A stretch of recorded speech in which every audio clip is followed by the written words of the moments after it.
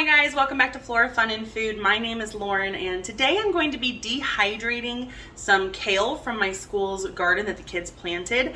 And we're going to be using my dehydrator for the first time. And so I am kind of making this my first test run, but I wanted to make sure that the kids who planted all of the seeds and seedlings get something for their efforts. And so school starts in about a week. And so I'm going to go ahead and make some kale chips for them so that they can enjoy some of their harvest. The other things we harvested were collard greens and Swiss chard and cabbage. So I'm gonna try to figure out something to do with those, but we'll just have to see. So here is the footage of me going to the school garden on one of the hottest days this week to get everything harvested and taken home. So yeah, here we go. I am here at my elementary school where I'm in charge of the gardening club this year, and I brought my wagon along because we need to harvest the crops that the kids planted last year and grew all summer that I didn't realize were growing all summer, so they didn't get watered. But wait until you see how much they thrived even though they didn't have maintenance and water and weeding and all of that done all summer long. So let's go check it out. As you can see, it has some bug damage, but look at this. This is crazy.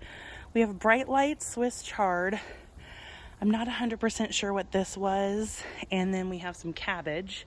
We have a whole bed of just weeds. Like, those are probably 6 feet tall.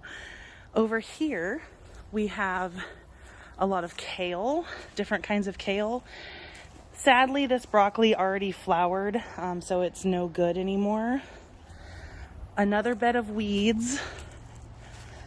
Not sure what was in here either since I was not the coordinator last year. And I know that this little one had strawberries in it at one point, but I think that they have been kind of just smothered out by all these weeds. Okay, first up, let's harvest these cabbage heads. I'm just going to pull off these outer bottom leaves and just let them compost in place.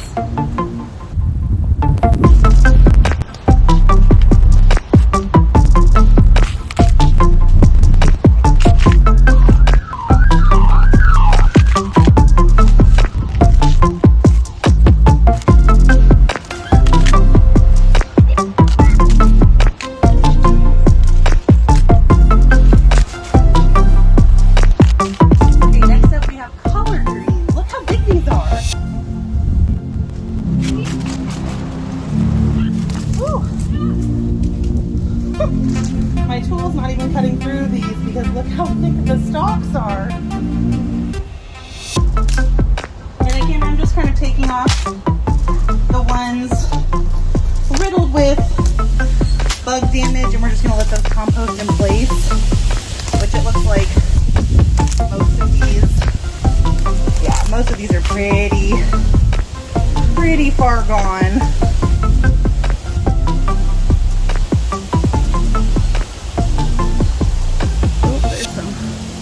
Eggs of some sort on that one.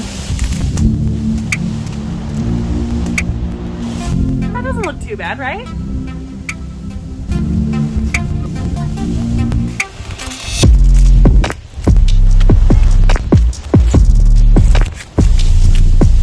And I'm just kind of putting these all over the surface of the bed so that weeds won't grow as easily while we get next season's seeds and plants ready. It's kind of like I think it's called green mulching.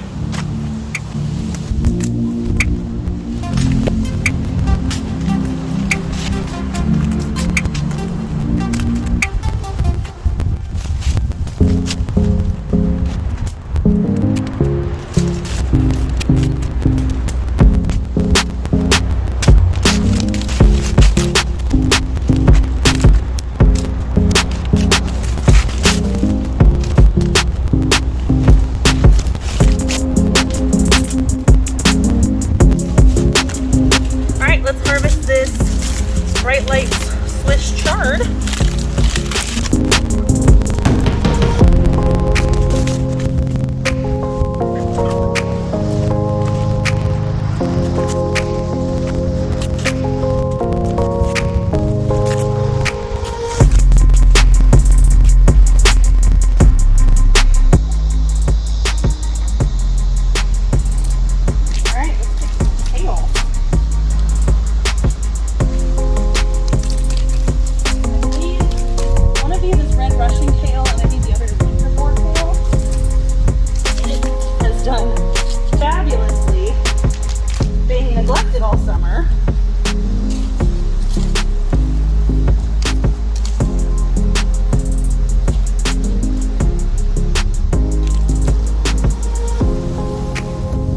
Leave the top on and see if it grows anything before school starts.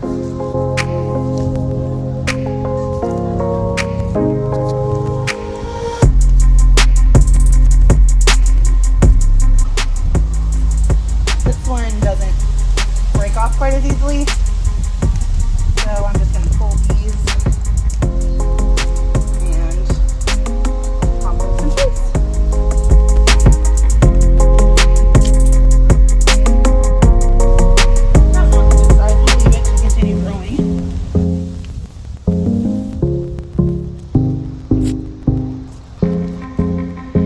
So like I said, this broccoli already went to flower. You can kind of see there all the florets have flowered out.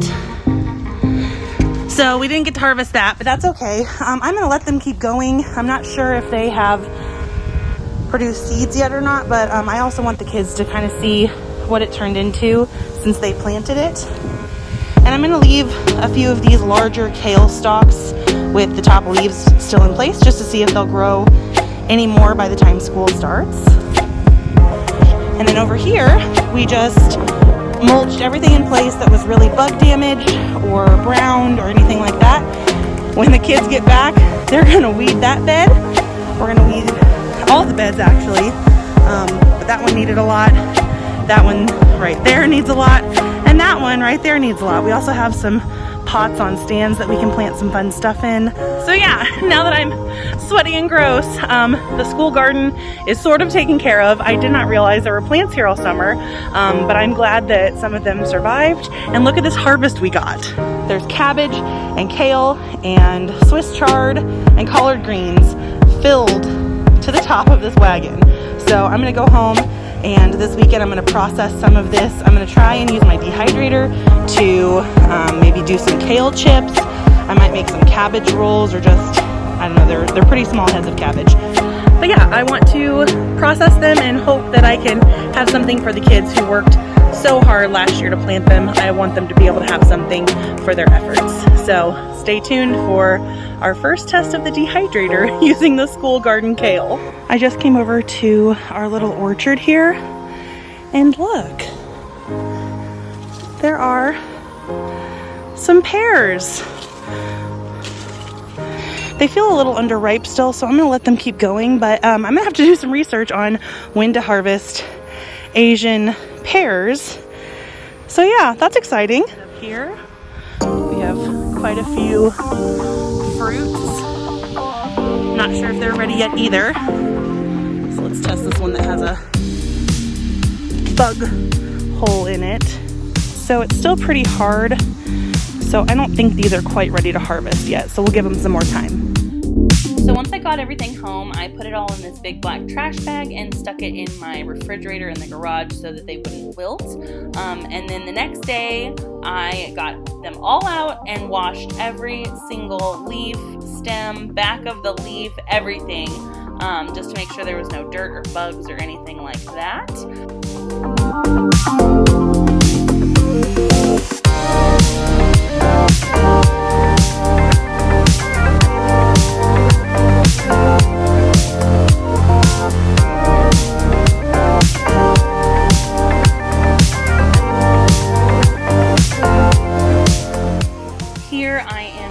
de-stemming all of the kale and washing the leaves and making them into kind of like chip size or bite-sized pieces. This took forever, but you don't want that stem in there because it's not gonna really soften up much. It's gonna be too hard and not enjoyable. So you have to take the stem out of every single kale leaf you pick.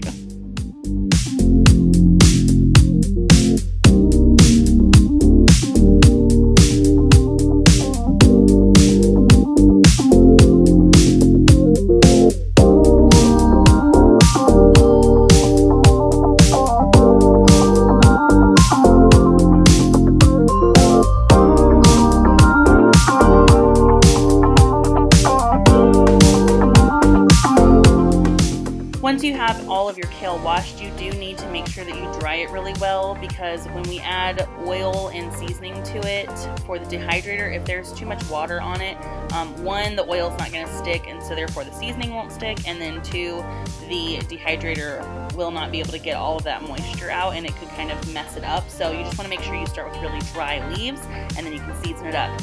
I just poured avocado oil on these, and then on the red Russian kale I did a seasoning of garlic powder and sea salt, and then a cheesy flavor using nutritional yeast. Did the same thing for the winter boar kale. I poured avocado oil on it, and then since I had a lot more of this, I added a couple extra flavors. So I still did the cheesy flavor using nutritional yeast, and then I also did the garlic powder and sea salt. But then I also added in ranch seasoning on one of them to make a ranch flavor, and then I did a spicy one with garlic sriracha.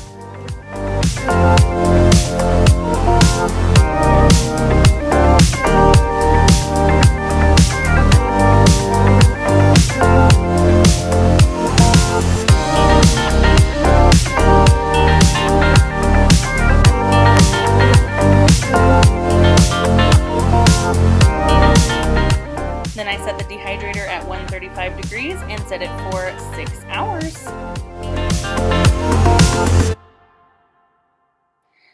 Now it's time to prep the collard greens. So I started by just getting those larger stalks off the end just to make the leaves a little more manageable.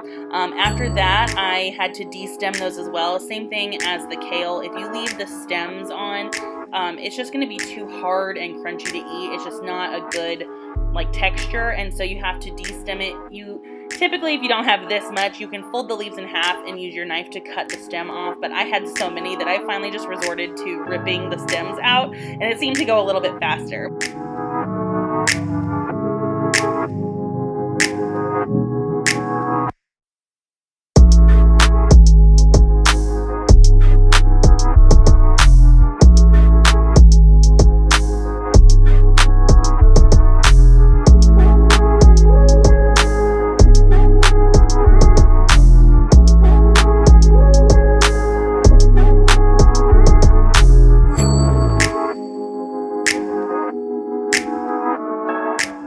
After that, I added some avocado oil and turkey bacon to a pot and started searing the bacon a little bit. After the bacon cooked just a little bit, I added some chicken bouillon and some garlic and a little bit of water just to kind of get it going. Then I cut up a white onion and tossed that in there, and then I threw in all of the collard green leaves. While that started to cook down, I started to prep the Swiss chard by cutting off just some of the woodier ends, the nastier looking ends. You can leave the stems on these because they will cook down and become softer. So I chopped the leaves in half just to make them more manageable. I added garlic and avocado oil, and then that red stuff you just saw was gochugaru, which is a Korean red pepper flake that is not spicy, just has a really good flavor to it.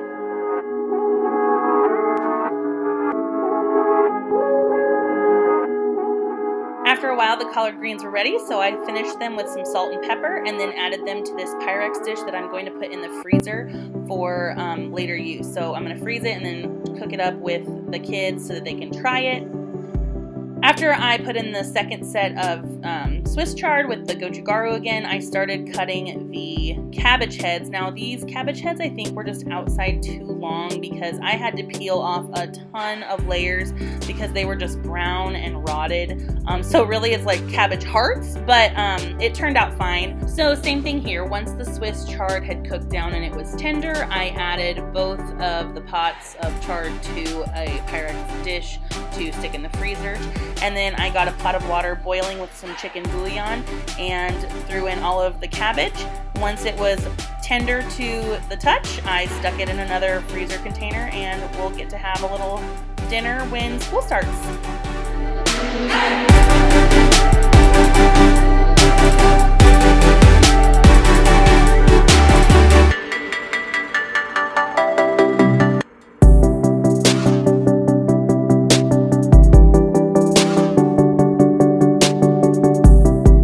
Well guys, we did it. We got all of the school garden produce processed and ready for the kids to try. I froze the cooked stuff, and then I also froze the bags of kale chips. I may need to crisp those up when it comes time for our garden harvest party, but for now they are preserved and ready for whenever we get around to it. So the last batch of kale chips is in the dehydrator. I didn't have enough trays in my 9-tray dehydrator for all of that kale.